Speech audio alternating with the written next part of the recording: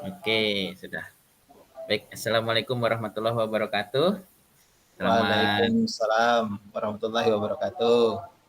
salam dan bahagia Pak Meloni. Ya, salam mudah Gimana kita kabar sehat kita? selalu ya. Oke. Sehat, kabarnya Pak Peri? Alhamdulillah.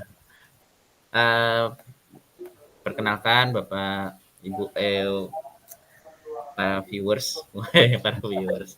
Malam ini saya mewawancarai salah satu kepala sekolah yang saya kagumi, yaitu Pak Meloni. Sekarang bertugas di SMP 3 Simpang 4 ya Pak ya? Iya, betul sekali, SMP N 3 Satap Simpang 4. Iya. Beliau adalah salah satu kepala sekolah role model saya. Jadi begini Pak Meloni, malam ini kita mau membahas berkaitan dengan dilema etika. Ya. Eh, Mungkin selama ini Bapak sudah melalui berbagai macam hal yang luar biasa. Nanti bisa kita sharing-sharing Pak. Kemudian Oke, Bapak juga boleh, siap, siap. cerita. Ya. Siap. Baik Pak, selama ini Pak, bagaimana Bapak bisa mengidentifikasi kasus-kasus yang merupakan dilema etika Pak atau bujukan moral? Baik Pak Peri, dalam mengidentifikasi suatu kasus, biasanya kita melihat dari dua sisi nih. Ya, jadi ada dua sisi di mana kasus tersebut ada kepentingan. Kepentingan itu, kalau kepentingan itu keputusannya antara yang benar dengan yang salah, otomatis keputusan itu kita pasti memilih yang benar. Nah, Nah, itu sih tidak terlalu sulit ya untuk menentukan, karena ini sudah ada keputusan antara yang benar dengan yang salah. Nah, maka itu dikatakan boleh dikatakan bujukan moral. Akan tetapi jika kita dalam mendapatkan suatu permasalahan di mana kita memiliki keputusan yang sangat sulit antara benar dengan benar. Nah, makanya disebut itu dilema, karena antara benar dan benar, tapi kita harus memutuskan satu keputusan yang benar. Nah, ini yang disebut dilema etika lah. Nah, disitulah yang saya yang pernah alami. Nah, dalam menentukan keputusan yang amat sulit dan pasti ini ya ada sesuatu yang harus kita putuskan, karena tidak mungkin kita dua-duanya antara yang benar dan benar ini harus kita putuskan dua-duanya. Pasti kita akan memilih salah satu di antara. Nah, inilah yang terjadi dilema, disebut dengan dilema etika. Seperti itu Pak Peri. luar biasa Pak. Kita spoiler dulu ya Pak ya. Sebenarnya ini karena kesibukan saya dan Pak Meloni tidak bertemu waktunya, jadi kita melakukan apa namanya meet conference seperti ini ya Pak ya.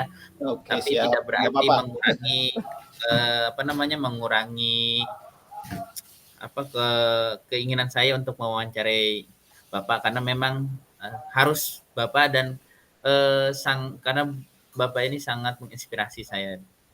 Terima kasih, terima kasih.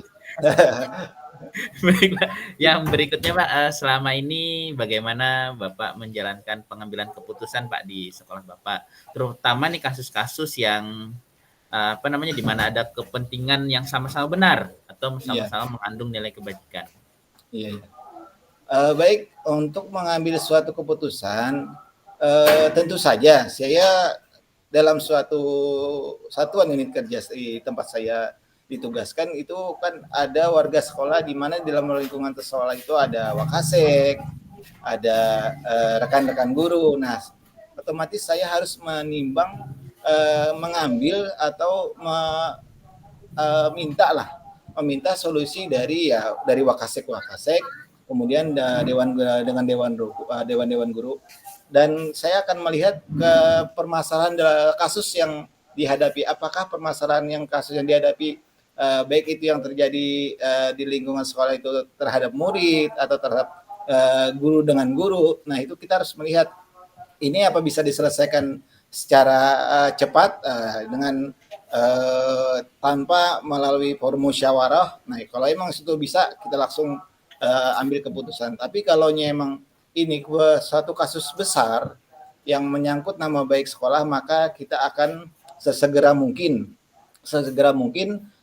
melakukan forum musyawarah dengan berdiskusi dengan wakasek-wakasek Dewan Guru. Jadi sesegera mungkinlah kita mengambil musyawarah bersama Dewan Guru dan rekan-rekan yang berkepentingan lah, terutama bagian wakasek, kesiswaan, guru BK dan wali kelas yang bersangkutan. Seperti itu Pak Peri. Ya. Kemudian gini Pak, jawabannya luar biasa nih. Kemudian dalam Bapak memutuskan keputusan misalkan, ada nggak langkah-langkah atau prosedur apa yang Bapak lakukan selama ini?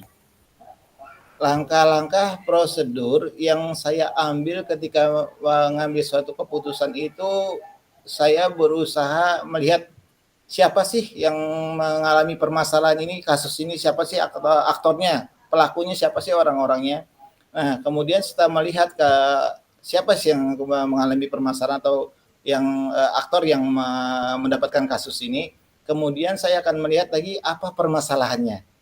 Nah, jadi apa permasalahannya dan urgensinya keputusannya yang paling memihak kepada murid ini, keputusan yang benar seperti apa. Jadi kita tidak bisa langsung memutuskan oh ini kita ambil keputusan sesuai dengan peraturan, ya tidak bisa juga. Jadi setiap kasus itu kadang melahirkan keputusan yang berbeda-beda, tergantung kepentingannya.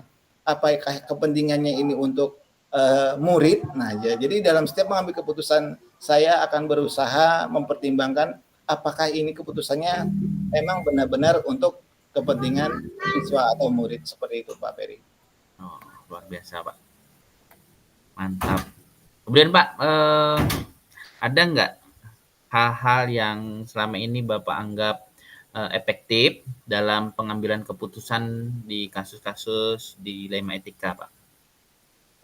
Untuk saat ini, menurut saya keputusan-keputusan yang sudah dibuat sangat efektif. Nah, menurut saya sangat efektif. Tapi karena ini menyangkut antara yang benar dengan yang benar, pasti dalam setiap keputusan itu pasti ada pihak yang merasa tidak nyaman lah seperti itu.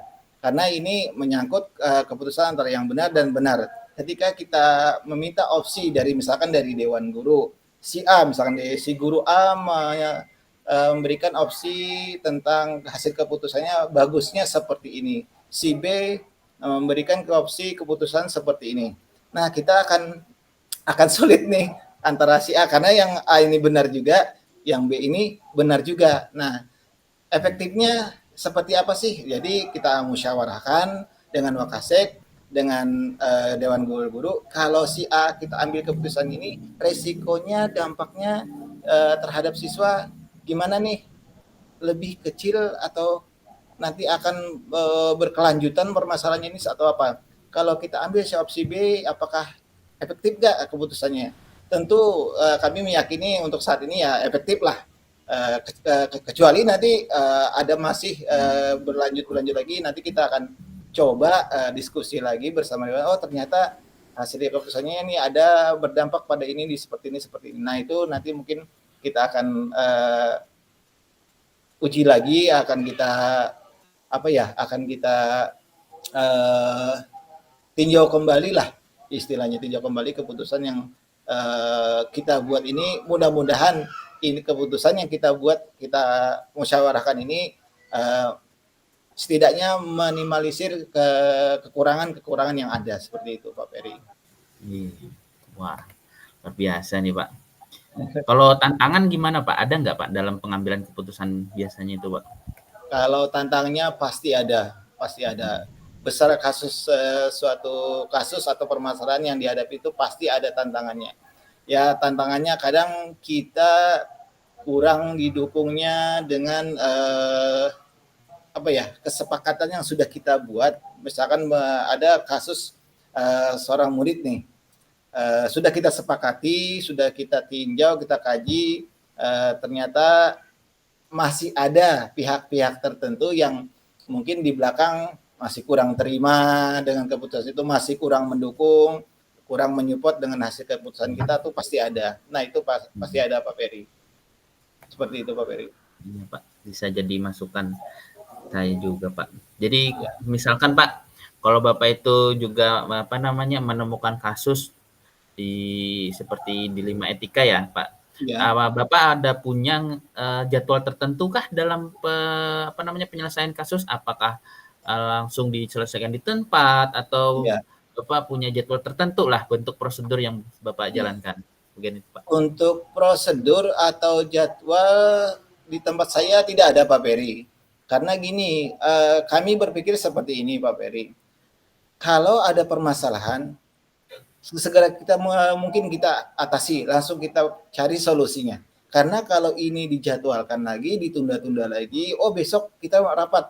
Nah, kita nggak tahu besok ada permasalahan lagi apa enggak. Kalau kita tidak jadinya numpuk nih. Lebih baik kalau ada kesempatan kita bisa komunikasi internal dulu dengan Kawakasek atau dengan guru, misalkan dengan wali kelasnya. Di sini karena kita kebetulan di satuan pendidikan di level SMP ya, sekolah menengah pertama. Nah ini kan paling kalau ada terjadi kasus dengan siswa itu dihandle dengan wali kelasnya dulu sebelum ke guru BK-nya bimbingan kosannya. Atau naik lagi ke bagian kesiswaannya, bagian wakasnya kesiswanya, terus kalau masih belum ketemu juga keputusannya akan naik lagi ke kepala sekolah. Nah, prosesnya langsung segera mungkin kita cari solusinya yang terbaik. Tapi kalau seandainya ini masih belum bisa diputuskan, maka kita akan kumpul musyawarah sesegera mungkin. Jadi tidak ada jadwal atau agenda atau prosedur yang kita miliki, Pak Ferry. Ketika dapat kasus, ayo Ya. langsung kita Oh, selesaikan segera mungkin. Seperti itu ya Pak Ferry. Secepatnya lah wah, ini. luar biasa ya, Pak. Jadi langsung ya, Pak ya. Langsung. Nah, Iya betul. set. Baik. Kalau Pak, misalkan kalau saya kan Pak kadang ada memiliki sosok seperti misalkan kalau saya mengalami masalah ini, saya mencoba berpikir kayak apa ya? Kalau misalkan kepala sekolah saya ketemu masalah ini, apa yang dia lakukan kayak seperti itu Pak? Iya. Seseorang yang mempermudah saya mengambil keputusan gitulah Pak. Iya. Nah kalau Bapak ada Hmm. nggak Pak seseorang yang mempermudah Bapak atau membantulah, hitungannya membantu Bapak untuk mempermudah dalam pengambilan keputusan atau ada faktor-faktor lain gitu, Pak? Iya. Seseorang yang selama ini membantu saya ya dalam kasus setiap keputusan itu ketika mendapatkan informasi kasus terhadap siswa. Biasanya sih kasusnya ini berhubungan dengan siswa. Nah, kita akan berkoordinasi. Saya biasanya lebih dulu dengan wakasek kesiswaannya. Jadi yang sangat membantu itu wakasek kesiswaan selama ini. Jadi setelah wakasek kesiswaannya kita diskusi, ternyata ada kasus-kasus nih yang menyangkut nih karena ini yang lebih tahu Pak kita konsultasikan lagi ke wali kelasnya karena ini laporannya dari wali kelasnya kemudian ke wali kelasnya. Jadi selain wakasek itu ada dewan guru juga yang bertugas sebagai wali kelasnya kebetulan pada siswa yang mengalami kasus tersebut. Jadi yang membantu saya otomatis di sini adalah wakasek dan dewan guru. Seperti itu Pak Ferry. Wah, mantap. Lagi Pak, mungkin yang pertanyaan terakhir ini Ya, dari semua yang sudah Bapak sampaikan, ya. kemudian pembelajaran apa nih yang Bapak petik dari pengalaman Bapak mengambil keputusan kasus-kasus di dilema etika? Ini bisa juga sebagai masukan buat saya, Pak. Baik, setelah saya lihat dari beberapa kasus nih Pak Peri dalam mengambil keputusan itu pasti eh, dalam kasus itu ringan, sedang dan beratnya itu tidak bisa kita memutuskan berpikirnya oh ini dengan rasa kepedulian saja tidak bisa juga atau kita mengambil keputusan oh ini loh untuk kepentingan orang banyak loh nama baik sekolah loh gitu. Atau kita mengambil keputusan berdasarkan peraturan nah, peraturan yang di sekolah jadi itu kadang kita bisa mengambil dari tiga aspek berpikirnya berbasis berpikir hasil akhir atau berbasis peraturan atau berbasis rasa peduli itu kadang kita tidak bisa menentukan oh ini kasusnya harus ini tidak bisa tuh dan kadang suatu yang namanya benar tuh kadang saya merasa, oh ini putusan yang kasus kemarin tuh kita yakin, oh ini sudah pas, ini sudah benar nih. Ternyata belum tentu benar, ternyata oh dalam kasus ini nggak bisa nih kita mengambil keputusan berdasarkan peraturan kita, nggak bisa. Jadi yang emang ya keputusan yang sudah benar kita yakin itu belum tentu benar. Karena apa? Karena pengalaman saya yang sudah saya lihat, ternyata oh ada dampak-dampaknya juga, ada dampak-dampaknya, ada apa nih? Pasti ada sesuatu yang ya tidak nyaman lah. Nah, tidak nyaman. Yang penting kita dalam mengambil suatu keputusan itu mengandung nilai-nilai kebajikan lah. Karena sekolah adalah institusi moral, maka kita sebagai seorang makhluk sosial harus menimbang tidak hanya dengan perasaan saja, tapi logika juga harus dimainkan. Oh ini jalan terbaiknya lah, walaupun masih ada ya namanya keputusan antara benar dan benar itu pasti ada yang tidak nyaman, membuat hati seorang tidak nyaman, tapi tetap setelah kita coba ambil, oh ya inilah yang terbaik untuk kita untuk pada saat ini, dan ke depannya kita akan berusaha lagi untuk apa ya, untuk supaya hasil ya keputusan yang kita buat ini tidak terlalu menyakiti perasaan dari pihak tertentu atau merasa dijolimi atau merasa pilih kasih lah seperti itu. Ya, yang jelas dalam mengambil yang keputusan yang benar itu belum tentu benar. Ya, jadi beda kondisi, beda kasus, beda lagi keputusannya. Nah, seperti itu. Itu Pak kesimpulan yang selama ini mungkin saya bisa ambil dari beberapa kasus yang kami alami seperti itu, Pak Ferry. Wah, mantap. Mantap sekali, Pak. Bisa apa namanya ya, jadi insight lah buat saya pribadi nih, Pak. Dan buat saya juga Pak Ferry. Ini jadi Ya, pengalaman ya, jadi pengalaman kita kan. iya, Pak. Jadi ini pengalaman Bapak ini bisa jadi saya menjadi apa namanya? Menjadi inspirasi lah. Jadi masukan Baik, insight lah untuk kedepannya dalam memutuskan permasalahan-permasalahan di ruang kelas. Pak baik, Meloni ini di penghujung wawancara kita, saya ya, pribadi mohon maaf jika mengganggu waktu Bapak baik, nih yang baik luar biasa sama-sama. sibuk. Ya, apa ya? Ya karena kesibukan lah berapa kali kita pengen ketemuan kan, ternyata saya ada agenda yang harus ya emang ya begitulah namanya kepala sekolah kadang dadakan juga agendanya seperti itu Pak Heri. Ya, luar biasa itulah itu Pak. Karena kepala sekolah impian dan sosok yang menginspirasi kan gitu Pak. Ya, betul. Baik Pak Amin, Meloni, amin. kita Baik, akhiri ya, sesi ini. Dengan itu saya stop recordingnya. baik.